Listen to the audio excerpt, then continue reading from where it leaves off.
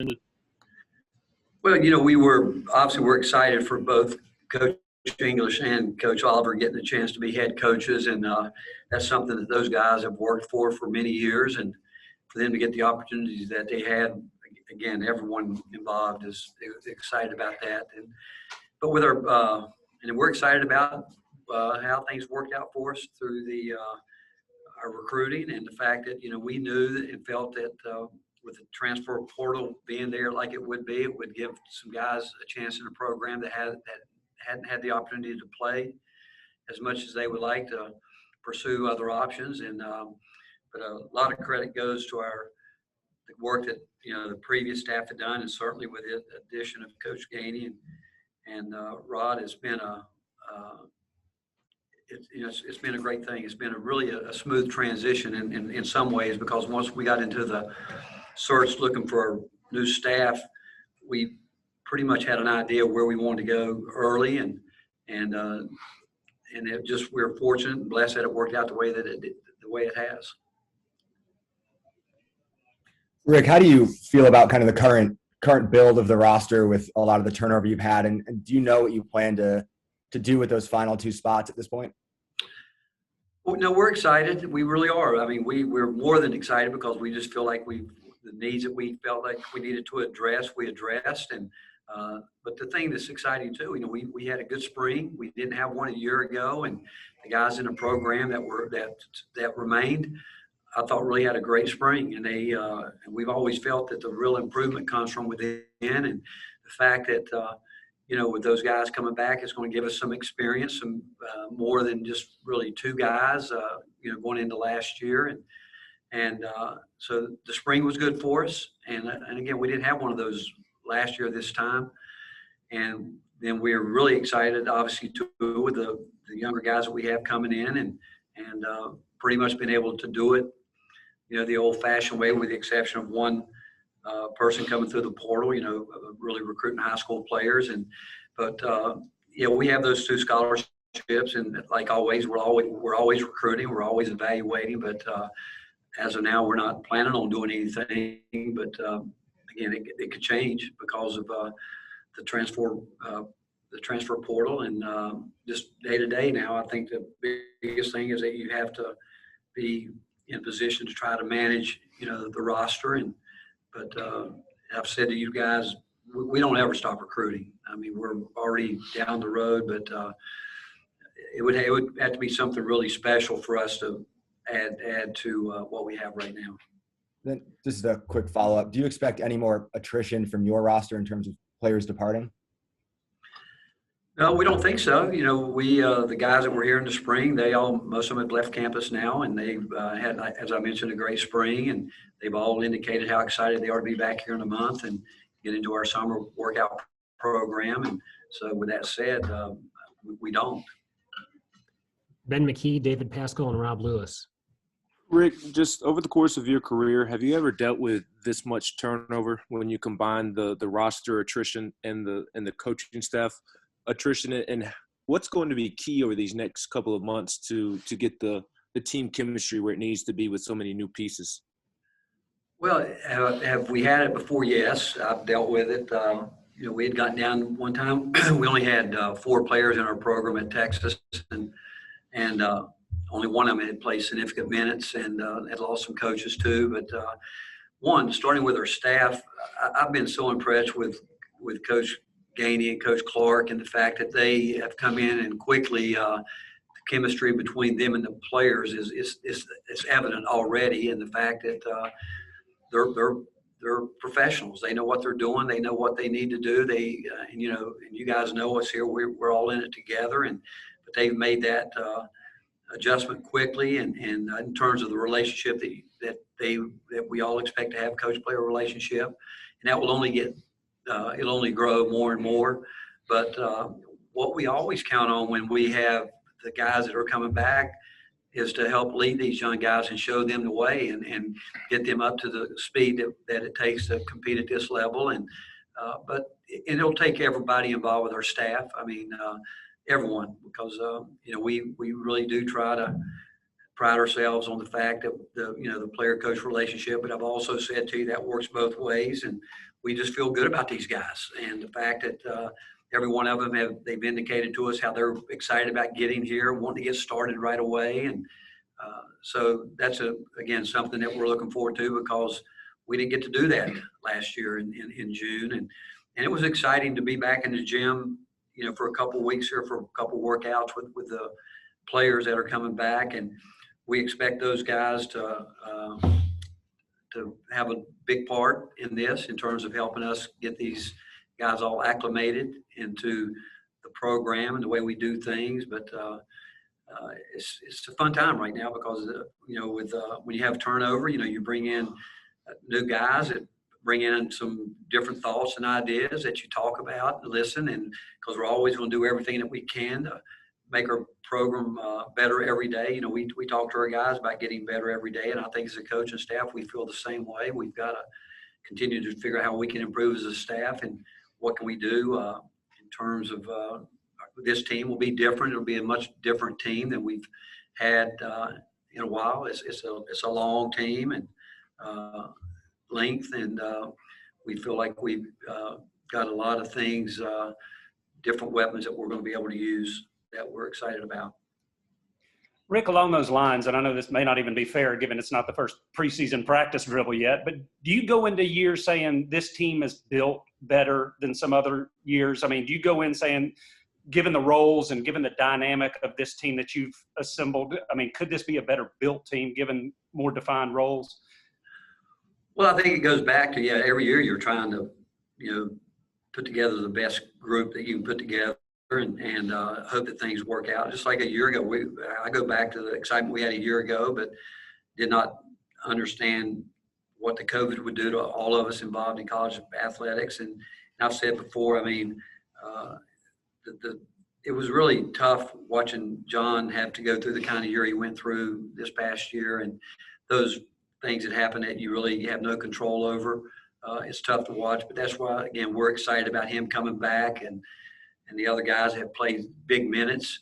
But I think every year you look at your team, and you do have to be willing to make adjustments, and you have to adjust to your personnel. And as a pro, I've never believed in just having a system. We try to recruit to what we do. Don't get me wrong here, but sometimes you get guys, some of them surprise you. They can do more than you might think, and sometimes maybe not as much as you thought. But the fact is, there is an adjustment period. But the way I think this team is built, I like to think that we're going to be able to rebound the ball better, and because we're going to be bigger, and I think we'll shoot it better, which is important that we do that.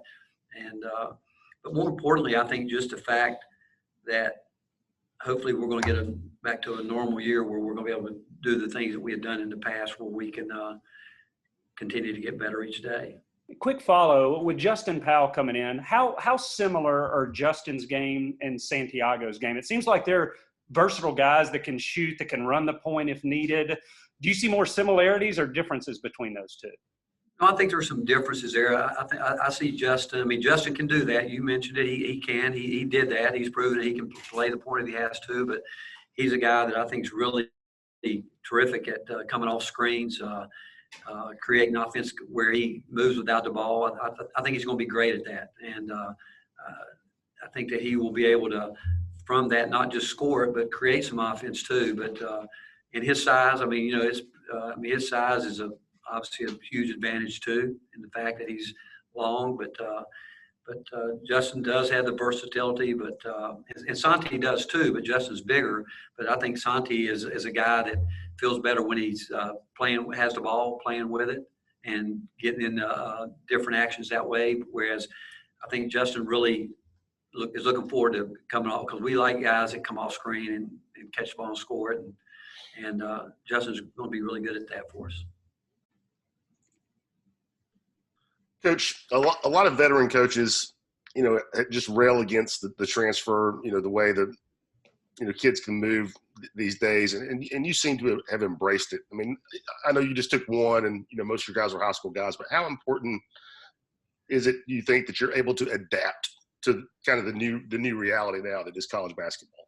Well, it is reality. And the fact is, I don't think you have a choice but to adapt to it. And so, at the end of the year, when we talk about players and talk about, the ones that want to know more about opportunities to play. And sometimes, they want to play more. The transfer portal is there for them to go do that. I think that the one thing that will probably, I don't know if they've gotten there yet, but right now, I think you've got to, it ends, July the 1st, I think, where next year they're talking about maybe May 1st. And which would probably be better from a coaching standpoint because you can manage your roster better like that, obviously, because you want to start building and putting things together.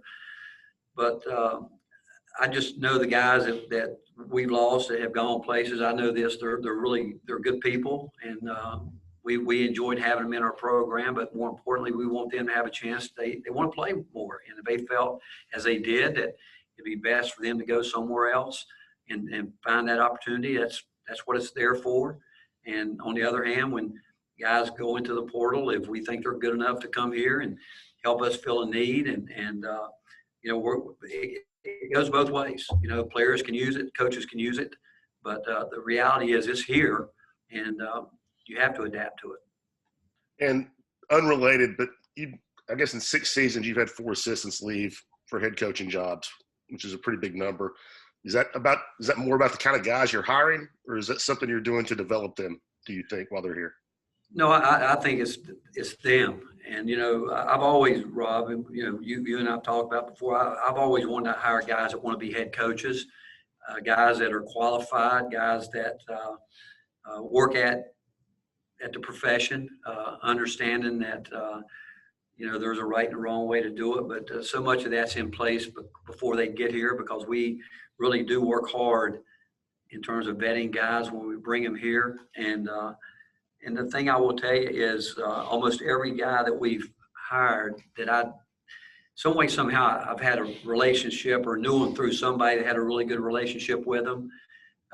Almost everyone to the man, they're better than advertised. And I think the same thing true of Coach Gainey and Coach Clark. I really believe that when you get around people, and I've said it before, until you really get around people and are with them on a daily basis in conversation, and you're not sure, even though you want to be as sure as you can when you make the hire. But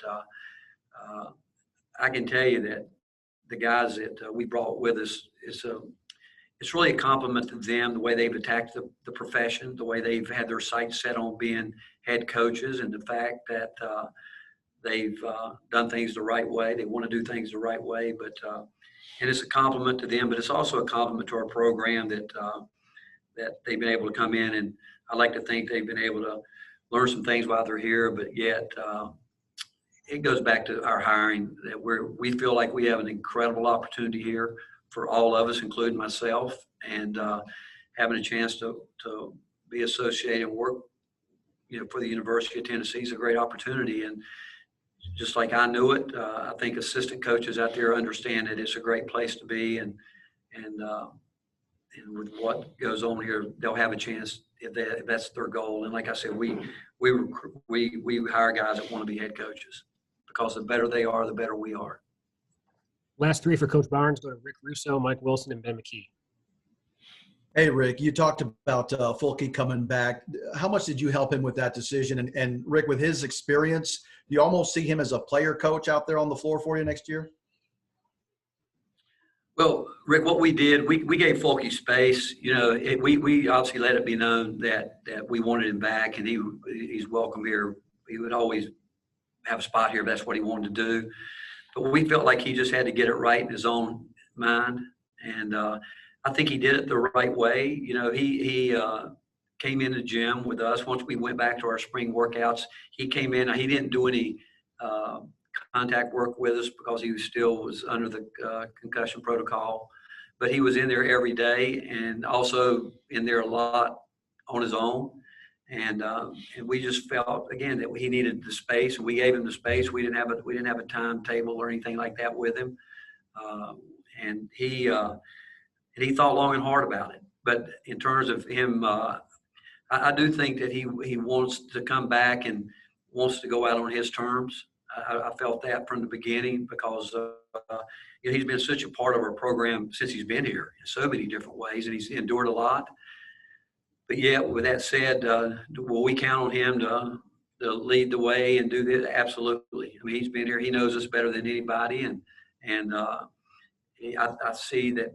I do know this. He's gotten better every year in so many different areas, and I do know that the guys were all really excited seeing him in the gym with them this spring. Even though, like I said, he didn't when we were doing some competing, he didn't do that, but the fact that they felt like he wanted to be back and be a part of it was really gave us all, I think, just put a smile on our face for one, because of how much and how well he's thought of here, and how much people appreciate him. And we also know that how it ended was a really tough way, and so we're excited for him, and I think he's going to come back in a big way. Thanks, Coach. Rick, with Brandon Huntley Hatfield, I believe he plans to or has reclassified to 2021. What was the process there of him moving up a year and you guys bringing him in for this season right away opposed to 2022?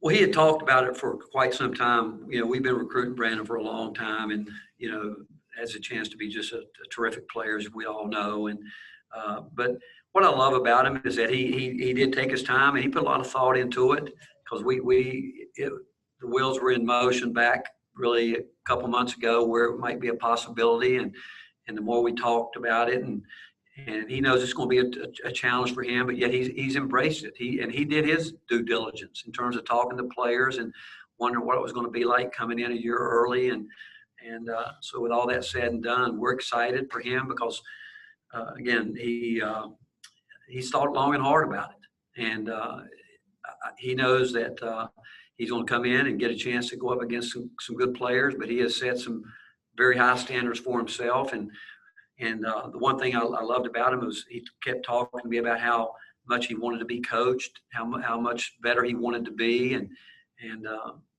with that said, for a young man that, class up like that, I think it says a lot about him. And so we're excited because we know he's got a chance to be, like I said, a terrific player.